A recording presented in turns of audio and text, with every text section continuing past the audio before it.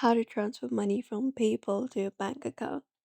To transfer money from PayPal to your bank account, you may follow up these steps.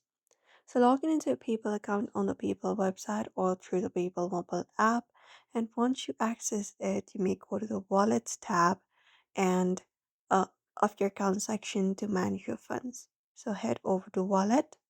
And once you are here, you can just go ahead and look for and click on the option to transfer money or transfer the funds. So just go ahead and do so. You can add to your wallet if you have not added. So just go ahead and do so. And you can link your bank account where you would like to initiate the transfer. So you can choose transfer to your bank to start the withdrawal process. And you can select up your bank.